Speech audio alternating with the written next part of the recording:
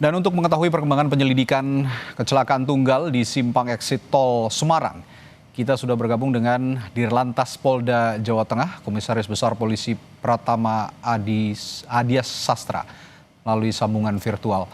Selamat sore, Pak Dirlantas. Selamat sore, Assalamualaikum warahmatullahi wabarakatuh. Waalaikumsalam warahmatullahi wabarakatuh. Pak, bagaimana sejauh ini pemeriksaan terhadap sopir bus? Apakah sudah dapat diketahui penyebab utama kecelakaan yang menewaskan 16 orang ini? Baik, jadi sini kami sedang dalami. Pertama, bis ini berangkat dari Terminal Bayangan, Parung itu jam 14.10. Dari agen Kayu Manis, kemudian 14.45 mengambil penumpang. Dan dalam perjalanan, bis ini sempat berdiri di rest area 102 Subang untuk bertukar pengemudi yang semula dibawa oleh saudara Robert. Ini seperti kami ketahui bahwa Robert ini adalah supir kedua daripada supir yang pertama yang sedang sakit. Kemudian dari PO ini juga menunjuk kembali supir untuk menemani saudara Robert ini atas nama Gilang. Nah, Gilang inilah yang membawa kendaraan sampai dengan ke TKP. Hasil pendalaman, Gilang ini sudah 4 kali melewati rute yang sama tapi dengan kendaraan yang berbeda. Jadi sebelumnya Gilang ini juga mengemudikan kendaraan lain, yaitu kendaraan truk. Mungkin 2 kali baru mengendarai kendaraan bis yang sama dari PO Jaya Trans. Kemudian dari pendalaman penelusuran, ini bis itu sempat berhenti untuk etol di Tol Kali Kangkung, kemudian sempat berhenti untuk yang bersangkutan driver ini buang air kecil, kemudian baru jalan lagi 6 kilo dari exit tol, yaitu di KM 422 Kali Kangkung terjadi eksiden. Jadi kondisi jalan itu menikung dan menurun.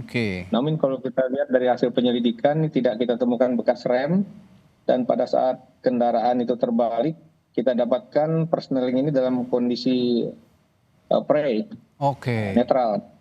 Nah, ini akan kami dalami apakah ketika pengemudi dengan kecepatan yang cukup tinggi dari hasil penelusuran pemeriksaan kita kepada para penumpang, apakah dia akan terlambat untuk mengoper gigi, atau juga mungkin di sini terjadi kelalaian lain yang sedang kami dalami.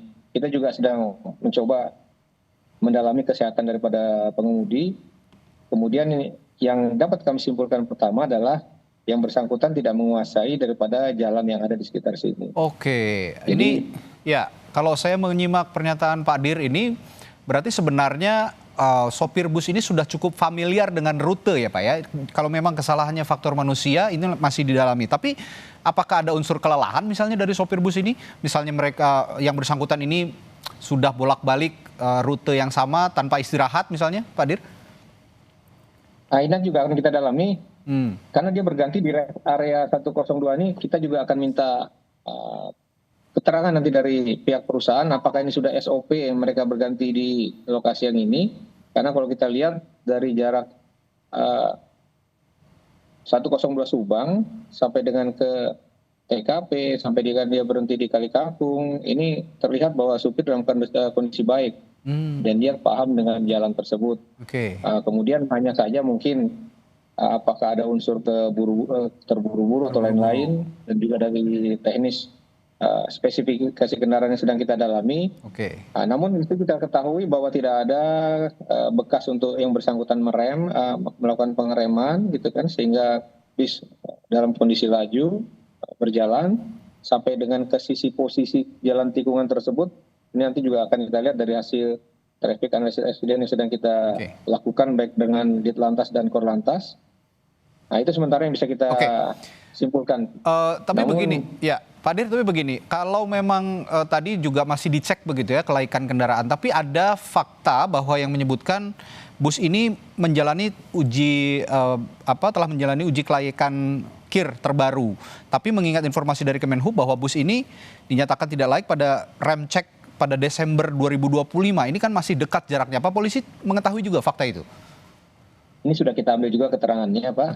Nanti itu pertama dari teman-teman Dinas Perhubungan, juga nanti akan kita sesuaikan dengan kondisi daripada kendaraan bis ini.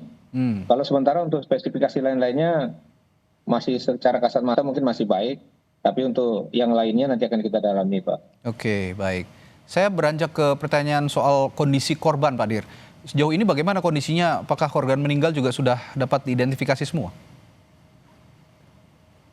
Semua korban meninggal sudah kita identifikasi banyak. Oke. 16 orang dan bahkan 3 orang sudah bisa kita antarkan ke alamat masing-masing. Yang pertama di Juringin Klaten, kemudian di Desa Matuju Kecamatan Mojosongo, juga yang satu lagi di Bonyodo Kabupaten Boyolali. Ini sudah kita antar semua ke keluarga korban. Kemudian jumlah total korban di TKP itu pada saat kita datang ke TKP ada 15 korban. Kemudian 1 korban kritis kita bawa ke rumah sakit terdekat, yaitu Rumah Sakit Tugu. Namun dengan sangat prihatin kita, pagi hari ternyata korban juga meninggal dunia. Kemudian selebihnya ada 17 luka ringan dan tidak kita dapatkan luka berat. Ini yang luka ringan sudah kita rujuk di beberapa rumah sakit seperti Rumah Sakit Tugu, Rumah Sakit Columbia, dan Rumah Sakit Elizabeth. Kebetulan di Elizabeth itu satu keluarga, orang tua beserta 1 balita, dan alhamdulillah semua dalam keadaan baik. Untuk keluarga, untuk orang tua sudah bisa kembali, namun untuk yang balita kita sarankan sementara untuk bisa tetap dirawat. Oke.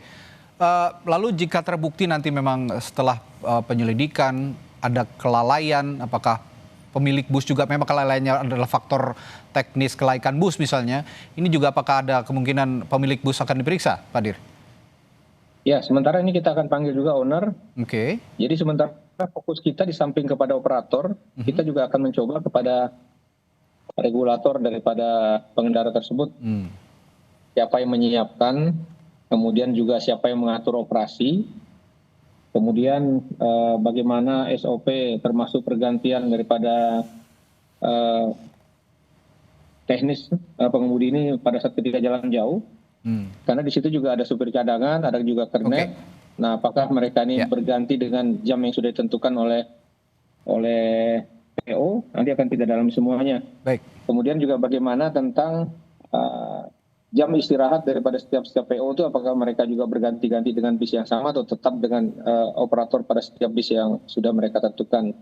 Mudah-mudahan dari ini juga bisa membuatkan titik terang, bukan hanya kepada Cahaya Trans, juga dengan bis-bis yang lain, sehingga bisa kita ketahui bagaimana kesiapan pengemudi tersebut dalam melaksanakan tugas, khususnya mengangkut penumpang, apalagi dalam situasi seperti saat ini.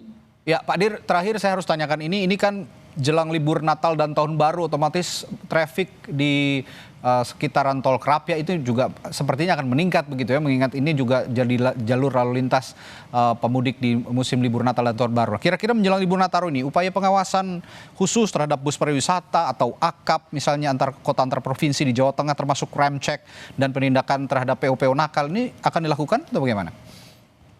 Kita akan bersama-sama dengan stakeholder seperti Dinas Perhubungan.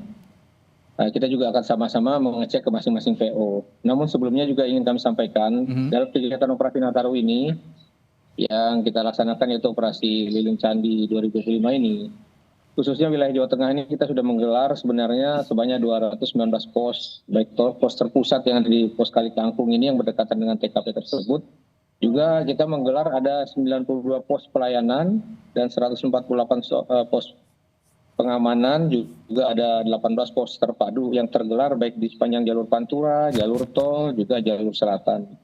Tentunya kami berharap juga untuk saudara-saudara kita yang sedang melaksanakan mudik Natal Tahun Baru ini sekiranya bisa memanfaatkan pos-pos tersebut. Kita juga memberikan sarana fasilitas untuk mereka beristirahat, sehingga kami menghimbau untuk para pengemudi atau saudara-saudara kita yang mengemudikan sendiri juga pada saat titik lelah tersebut bisa memanfaatkan sarana tersebut untuk kita bisa beristirahat. Nah, kemudian untuk khusus angkutan PO ini, ya sebenarnya sebelum kegiatan ini pada saat operasi zebra yang lalu, kita sudah mengingatkan, menekankan pentingnya untuk mengecek kembali tentang syarat-syarat keselamatan daripada kendaraan sebelum mengoperasikan kendaraan, apalagi dalam kapasitas perjalanan padat dan panjang khusus untuk kendaraan umum.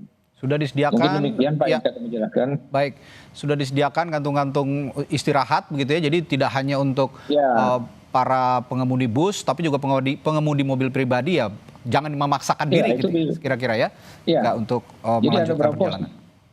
Jadi 219 pos itu sudah kita siapkan, termasuk sarana untuk mereka beristirahat. Ya, Juga kita baik. antisipasi apabila terjadi kehabisan bahan bakar. Oke. Kita sudah menggunakan Pertamina Mobile sehingga bisa Oke, ada jemput bola begitu ya, Pak ya? pada lokasi-lokasi tersebut. Iya, Baik. demikian. Baik, terima kasih Dirlantas Polda Jawa Tengah, Komisaris Besar Polisi Pratama Adia Sastra telah memberikan informasinya di Sapa Indonesia Malam. Selamat bertugas kembali, selamat petang Pak Dir.